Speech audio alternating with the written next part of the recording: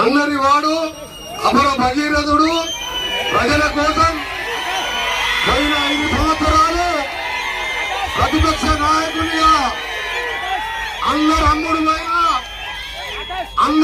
పైన 5గురితోని 5 ఏళ్లు కొట్లాడమే కాదు 50 డిగ్రీల సంఖ్యలో ఎండలో కూడా ప్రజల కష్టాలు తెలుసుకోవడానికి పాదయాత్ర చేపట్టిన మా సోదరుడు గౌరవనీయులు డిప్యూటీ సీఎం గారి ఈ రోజు దాదాపు సత్తుపల్లి అదిరా కాన్స్టిట్యూన్సీలో జవహర్లాల్ ప్రాజెక్ట్ పేరు మీద దాదాపు 60,000 ఎకరాలకు సాగునీరు అందించుకునే ప్రాజెక్టాన్ని శంకుస్థాపన చేస్తున్న సందర్భంగా దీంతో లబ్ధి పొందుతున్న రైతు సోదరులందరికీ శుభాకాంక్షలు తెలియజేసుకుంటూ అది మీ వల్లనే సాధ్యమైంది.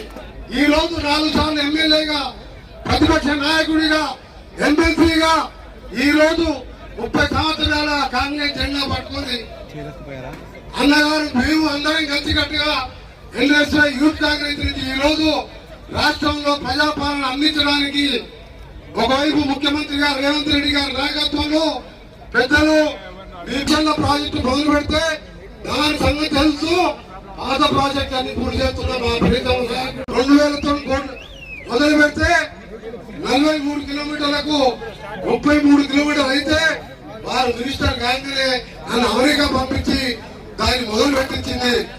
దాని కేసీఆర్ వాళ్ళ కళ్ళు ఏమంటే పడ్డాయో కానీ అది మధ్యలో వాళ్ళు ఆపడం చేయడం కూలిపోయింది. మళ్ళా మొదలు పెట్టించి నల్గొండలో బ్రాహ్మణ విలువల ప్రాజెక్టు కానీ డిండి కానీ ముఖ్యమంత్రి గారు మా సీనన్న మీ అందరికి తెలుసు. సీనన్న అంటే అందరికి తెలుసు. ఇలా ఇంధన మహిళ అంటే పొద్దున్న లేదు పేదవాళ్ళకి ఎట్లా ఇల్లు కట్టాలి, దోచుకునే ధరని పనిచేసి భూభారత్ తీసుకొచ్చి పేద రైతులకు న్యాయం చేయాలని 24 గంటలు కష్టపడే సీనన్న గురించి నేను చెప్పే అవసరం లేదు. వాకిటి శ్రీహరి గారు, పాల్గొంటున్న కలెక్టర్ గారు, మా ఎమ్మెల్యేలకు, ఎస్పీ గారికి, మా పట్టణకు మనందరం కూడా పట్టణ దాంట్లో పెడుతూ ఇవాళ ఆయన కుటుంబం కంటే ఎక్కువ మధిర ఖమ్మం జిల్లా తెలంగాణ ప్రజలే ఆర్థికంగా ఇబ్బంది ఉన్నా ఇందులో ఇల్లు అన్న బియ్యం మా ఉత్తమన్న బట్టన్న సీఎం గారు కలిసి చేస్తున్నారు. ఒకవైపు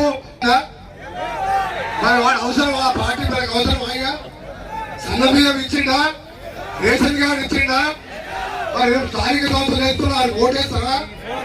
అలాంటి పార్టీలు మన కొద్దిగా ఇంతమంది నాయకులు ఇవాళ 12,000 కోట్లు మా పెట్టన్న డ్యామ్ ప్రాజెక్ట్ లో ఆర్ఎండ్బికి మీ వచ్చే ఈ ఊరు అంగవేడి రోడ్డు కూడా డబల్ రోడ్డుగా 12,000 కోట్లతో చనిపోయింది. అందుకనే సోదరులారా ఇవాళ వచ్చింది మీ ఓట్ల కోసం కాదు, మీరు అనుకున్న కోరిక అపర భగీరథులాగా అధికారంతో శ్రీకారం ప్రాజెక్టుతో పాటు ఈ ప్రాజెక్టు మారుమూల ప్రాంతంలో ఈ ప్రాజెక్టు కూడా ఇంత ఘనంగా మీరు స్వాగతం మరియు మీకు చేతులెత్తి నమస్కరిస్తూ జై తెలంగాణ, జై కాంగ్రెస్. మైలవరం బ్రాంచ్ కెనాల్ మీద తరతరాలు సుమారు ఒక 30-35 సంవత్సరాలు నాగార్జున సాగర్ నీళ్ళు వచ్చిన దగ్గర నుంచి ఈ తెలంగాణ రాష్ట్రంలో ఉన్న ఈ మధుర నియోజక మండలాల్లో సుమారు 33,000 ఎకరాలు పేరుకి నాగార్జున సాగర్ ఆయకట్టులో నీరుంటది. చాలీచాలని నీరుతో ఈ 33,000 ఎకరాలు అనేక దశాబ్దాల నుంచి రైతులు చాలా ఇబ్బంది పడుతున్నమాట వాస్తవం. ఆనాడు రాష్ట్ర విభజనకు ముందు కూడా గౌరవ ఇప్పుడు శాసనసభ్యులు ఉప ముఖ్యమంత్రి గారు బట్టి గారు ఇందాక కారులో వచ్చేటప్పుడు చెప్తున్నారు, ఆనాడు కూడా ప్రయత్నం చేశారు. కొన్ని కారణాల చేత ఆనాడు ఈ లిఫ్ట్ ని పూర్తి చేయలేకపోయారు.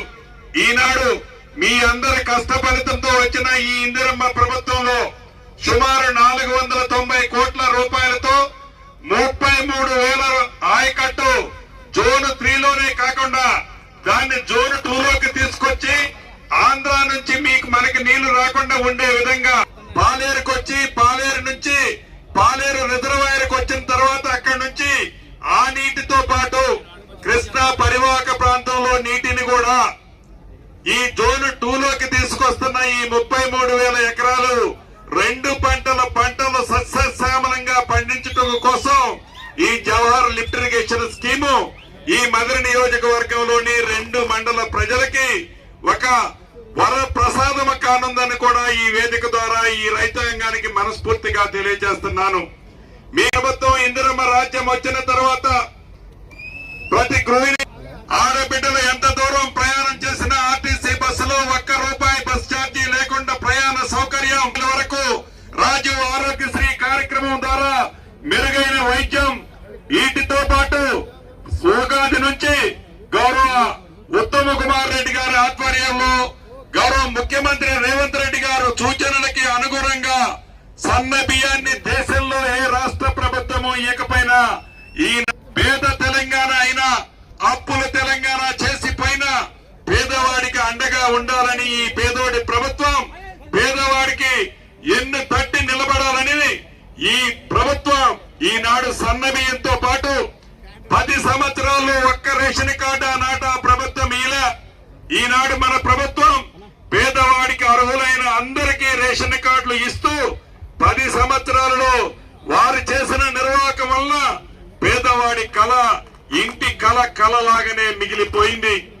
రాష్ట్ర వ్యాప్తంగా మొదటి విడత 4.5 లక్షల ఇళ్లు ఇస్తూ ప్రతి నియోజకవర్గానికి 3,500 ఇళ్లు ఇస్తూ ఇందాక మన గ్రామంలో వచ్చేటప్పుడు ఇందాక కోమటిరెడ్డి గారు చెప్పినట్టు ఇందిరమ్మ ఇళ్లను కూడా ఈనాడు ప్రత్యక్షంగా ప్రతి గ్రామంలో మనకి కనిపిస్తున్నాయి.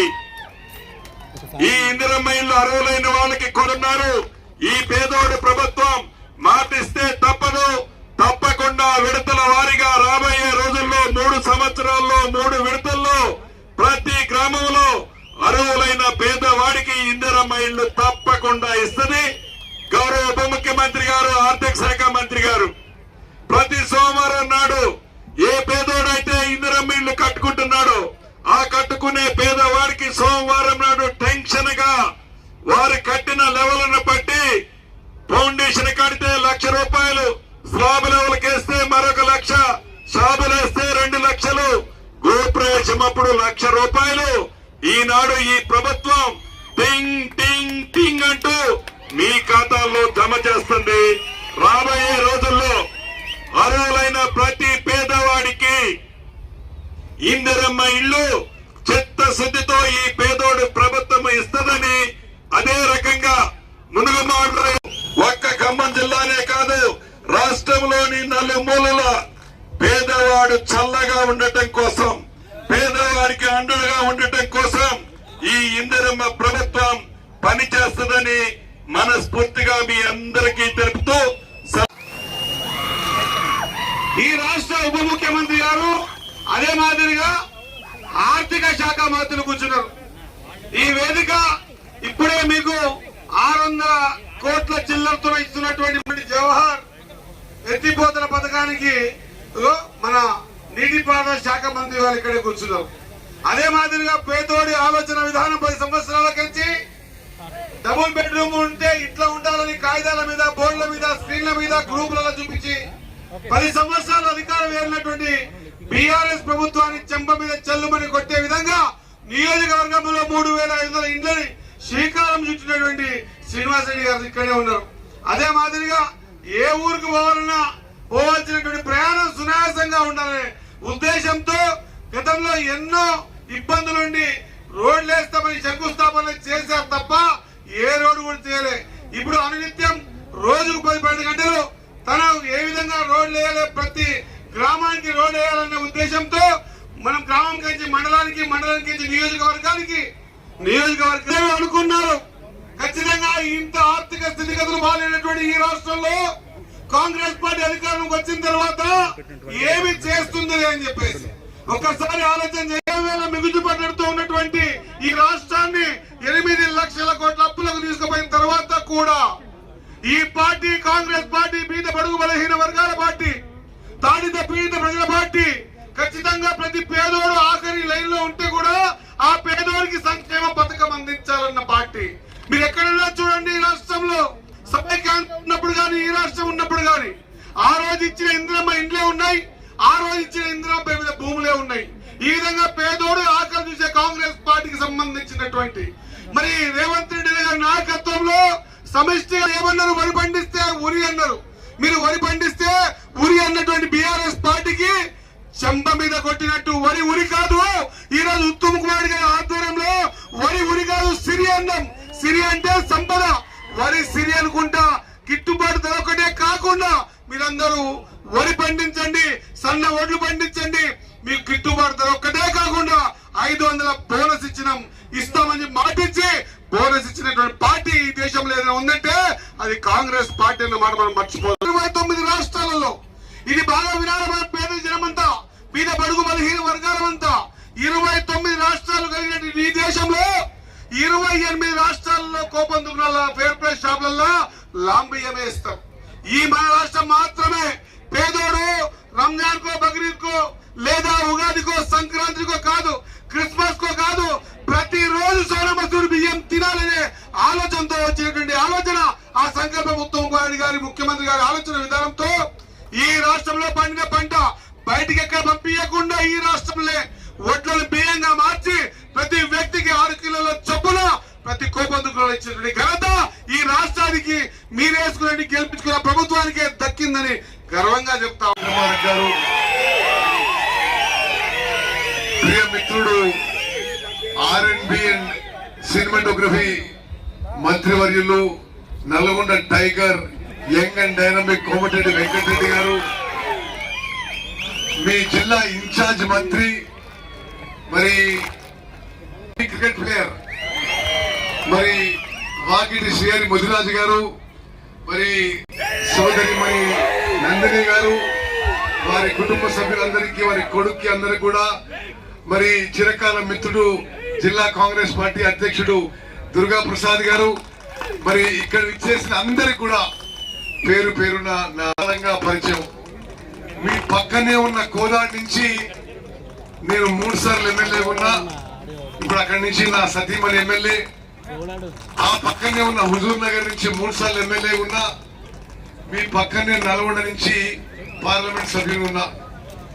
మరి నేను ఎమ్మెల్యే ఉన్నా, ఎంపీ ఉన్నప్పుడు కూడా మరి భట్టి గారికి, శ్రీనివాస్ రెడ్డి గారికి తెలుసు, కోదాడు హుజూర్ నగర్ నుంచి నేను 7 సార్లు గెలిచిన. ఈరోజు ఈ కార్యక్రమంలో పాల్గొనడం నాకు ఎంతో సంతోషకరం. నిజంగా మధ్య నియోజకవర్గానికి ఇది గేమ్ చేంజర్. దీనికి చాలా సూటబుల్ గా పేరు పెట్టింది మీ భట్టి విక్రమార్క గారే. మరి ఆయన నిజంగా నా ఎంబడ పడ్డాడు. అసలు ఇది మంజూరు లేట్ అయితే నన్ను తిట్టంలో లేదు. అసలు ఎందుకు లేట్ చేస్తున్నారు అని. సరే అటు తిరిగి ఇటు తిరిగి మరి ఇది మంజూరై ఈరోజు శంకుస్థాపన కార్యక్రమం రావడం నేను నిజంగా మనస్ఫూర్తిగా మరి హ్యాపీగా ఉన్నాను, సంతోషంగా ఈ కార్యక్రమంలో పాల్గొంటున్నానని చెప్పి పథకానికి 630 ఈ టెండర్ కూడా పూర్తయింది. మరి పని కూడా అవార్డ్ అయింది. నేను ఈ వేదిక నుంచి అగ్రిమెంట్ ఎంత టైం శ్రీగారికి కలెక్టర్ గారి పని చేస్తున్నా, 1 సంవత్సరంలో పూర్తి చేయాలి. భట్టి గారు మరి వేదిక నుంచి కాంట్రాక్టర్ కి సిఈ చెప్తున్నా, 1 సంవత్సరంలో పూర్తి చేసే అవకాశం ఉంది. అంత కాంప్లికేటెడ్ వర్క్ ఏం కాదు. తప్పనిసరిగా 1 సంవత్సరంలో ఈ పని పూర్తి చేయాలని ఇరిగేషన్ మంత్రిగా కాంట్రాక్టర్ కి, చీఫ్ ఇంజనీర్ కూడా నేను విజ్ఞప్తి చేస్తున్నా. అదేవిధంగా దీని కింద 33,025 ఎకరాలకి నీళ్లు స్థిరీకరణ జరుగుతుంది, మరి స్టెబిలైజేషన్ అవుతుంది. ఖచ్చితంగా 33,000 ఎకరాలకి ఈ స్కీమ్ ద్వారా నీళ్లు రావడం. వైరా నది 33వ కిలోమీటర్ ఎడమగట్టు, వంగవీడు గ్రామం, మధిర మండలం, ఖమ్మం జిల్లా. ఎత్తిపోయే నీరు 397 క్యూసెక్లు. 1-2 టీఎంసీలు నీళ్లు ఎత్తిపోయబడతాయి. భూసేకరణ 190 ఎకరాలు. భూసేకరణ వ్యయం 45 కోట్లు.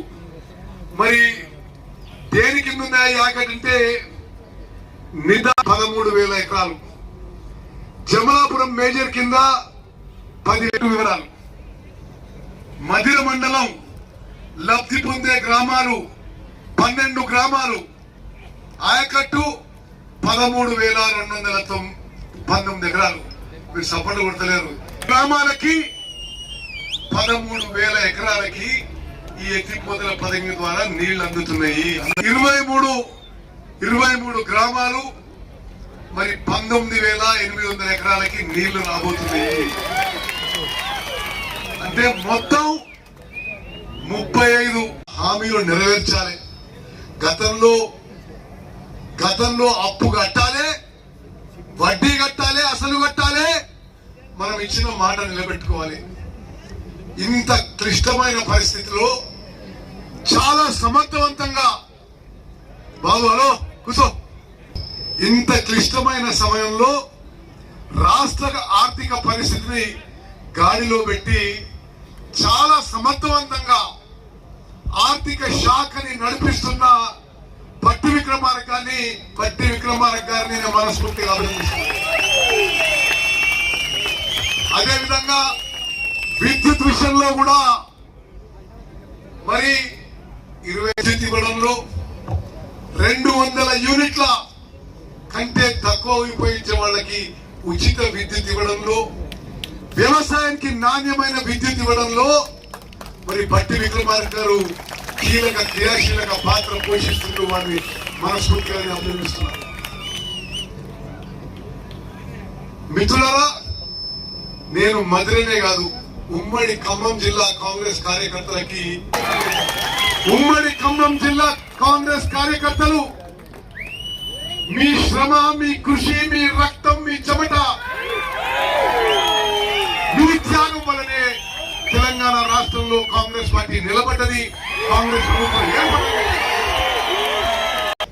మీ ఉమ్మడి జిల్లా కాంగ్రెస్ అభ్యర్థులకి గెలిపించిన మీ అందరికీ గుర్తింపేనే బట్టి విక్రమార్క గారు ఉప ముఖ్యమంత్రి, finance energy minister, Ponguleti Srinivasareddy గారు మరో powerful minister, revenue, housing, INPR, Tummala Nageswararao గారు వ్యవసాయ శాఖ మంత్రివర్యులు.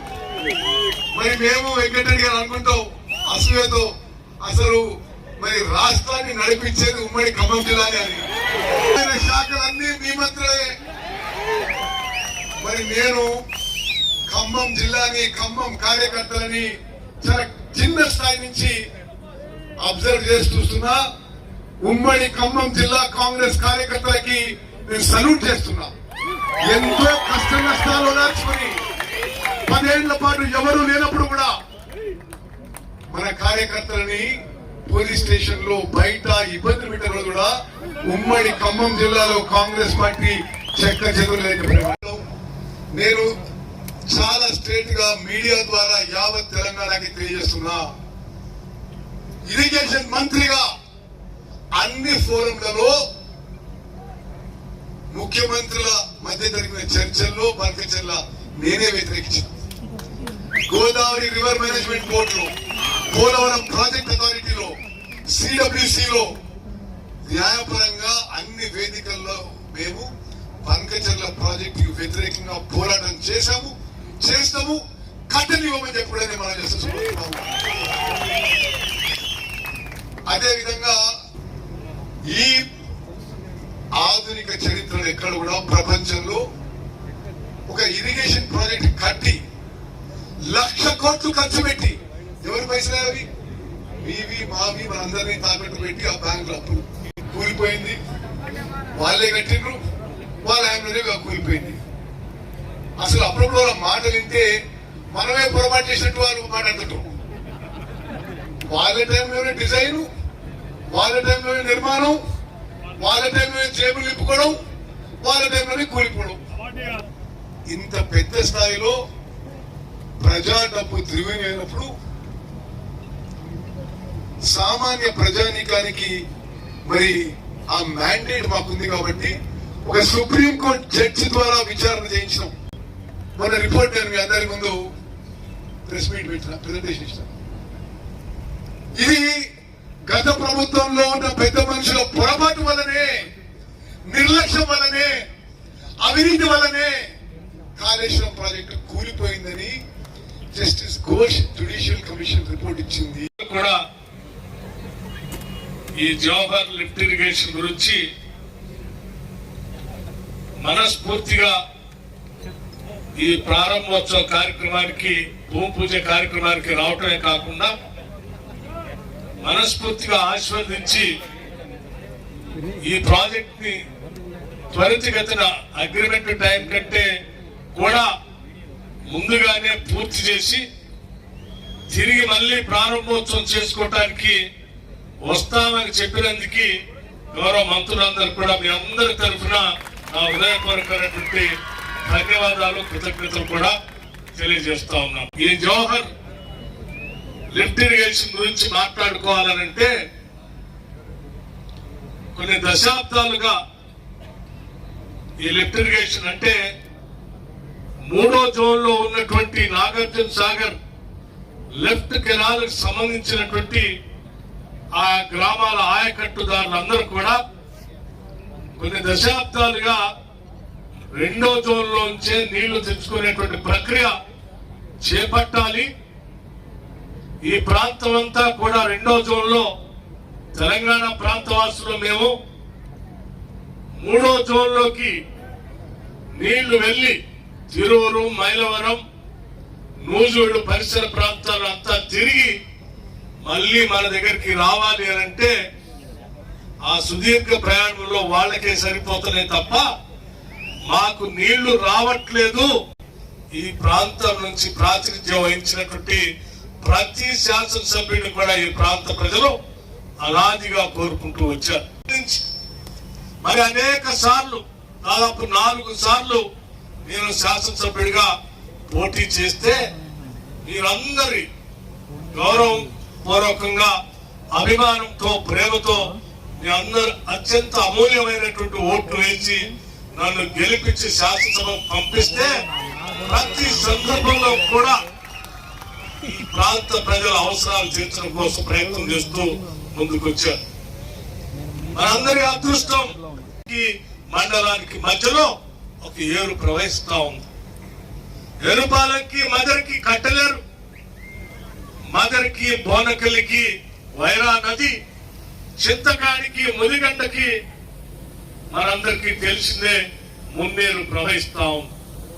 ఇటువంటి అదృష్టవంతులుగా ఉన్నటువంటి మనం మన కళ్ళ ముందే ఈ ఏరులో నీళ్లు వృధాగా పోతా ఉన్నప్పటికీ కూడా చూస్తూ ఊరుకున్నాం తప్ప ఈ నీళ్లని దారి మళ్లించి ఈ ప్రాంతంలో పంటలు పండిస్తున్నటువంటి రైతాంగ సోదరుల భూములకి మళ్లించాలనేటువంటి తపన, ఆలోచన మీ అందరూ వేసినటువంటి ఓటుతో ప్రజాప్రతినిధిగా సాధించాలనేటువంటి లక్ష్యంతోనే గతంలో చింతకాని ముదిగొండ మధ్యలో మనం మున్నేరు పైన పండ్రేగిపల్లి దగ్గర కూడా ఆనకట్టని ఆనాడే రాష్ట్ర విభజన కంటే ముందే వీటన్నిటిని ప్రణాళికలు తయారు చేసుకొని శాంక్షన్ కూడా చేసుకున్నాం. చివరికి జవహర్ జాలిబడికి సంబంధించి కూడా ఆనాటి రాష్ట్ర విభజన కంటే ముందే 2012-13లోనే దీనికి సంబంధించి ఆనాడు రాష్ట్ర ముఖ్య మంత్రిగా ఉన్నటువంటి కిరణ్ కుమార్ రెడ్డి గారికి చెప్పి ఈ 3rd జోన్ లో ఉన్న నీటిని 2nd జోన్ లో ఉన్న నీటి ద్వారా మా భూములకి పారించుకోవాలని చెప్పి వారిని కోరగా ఆనాడే వారు శాంక్షన్ చేయటం, సర్వే చేయటం అన్ని చకచక జరిగిపోయాయి. పూర్తిగా దీన్ని శాంక్షన్ చేసే క్రమంకి వచ్చే వరకల్లా రాష్ట్రంలో ప్రత్యేక రాష్ట్రాల యొక్క పెద్ద ఎత్తున పక్కన పడిపోయింది. తిరిగి మళ్ళీ రాష్ట్రం 10 సంవత్సరాలు టిఆర్ఎస్ నాయకత్వంలో ఈ రాష్ట్రం మనందరికీ తెలిసిందే ధనిక రాష్ట్రంగా ఉన్నప్పటికి కూడా, నీళ్ల కోసమే తెచ్చుకున్న రాష్ట్రం అయినప్పటికి కూడా ఒక్క చుక్క నీటిని కూడా నీటి పారుదల ప్రాజెక్టుల ద్వారా భూములకి మళ్లించేటువంటి ప్రాజెక్టులు కూడా కట్టకుండా గాలికి వదిలేయటం వల్ల ఈ రోజు రాష్ట్రం అంతా కూడా పెద్ద ఎత్తున ఇబ్బంది పడుతున్నటువంటి సంగతి కూడా మీ అందరికీ తెలిసిందే. ఈ 10 సంవత్సరాలు అనేక సందర్భాల్లో ఆ ప్రభుత్వానికి శాసనసభలో బయట చెప్పుకుంటూ వచ్చాను. ప్రతి సందర్భంలో దానికోసం గొంతెత్తి మాట్లాడాను. ఈ ప్రాంత ప్రజల గుండె చప్పడే శాసనసభలో వినిపించాను కూడా. కానీ దయలేని ఆనాటి ప్రభుత్వం దీన్ని పక్కన పెట్టి గాలికి వదిలేసింది. తర్వాత ఈనాడు ఇరిగేషన్ శాఖ మంత్రిగా సుదీర్ఘ కాలం పిసిసి ప్రెసిడెంట్ గా పనిచేసినటువంటి ఉత్తమ్ కుమార్ రెడ్డి గారు ఇరిగేషన్ మంత్రిగా అయితే నేను వారి దృష్టికి తీసుకొచ్చాను. ఈ ప్రాంతానికి అత్యంత అవసరమైనటువంటి ప్రాజెక్ట్ ఇది.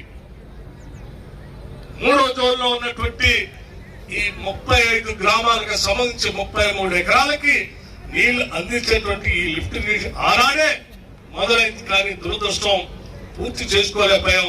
దీన్ని మీరు శాంక్షన్ చేయాలి అని అడిగినప్పుడు వెంటనే వారు తిరిగి ఉత్తమ్ కుమార్ రెడ్డి గారు ఇరిగేషన్ మంత్రి అయిన తర్వాతనే దీనికి మోక్షం కలిగి ఫైల్ చకచక నడిపించి అనేక రకాలుగా సర్వే చేపించి దీనికి కావలసిన నిధులు పెద్ద ఎత్తున పేరు పేరున ఈ నియోజకవర్గానికి వచ్చినటువంటి ఉత్తమ్ కుమార్ రెడ్డి గారికి, వెంకటరెడ్డి గారికి, శ్రీనివాస్ రెడ్డి గారికి, శ్రీహరి గారికి, శాసనసభ్యులు రామదాస్ నాయక్ గారికి, నాగమయ్య గారికి మరొకసారి నా హృదయపూర్వకమైనటువంటి ధన్యవాదాలు, కృతజ్ఞతలు.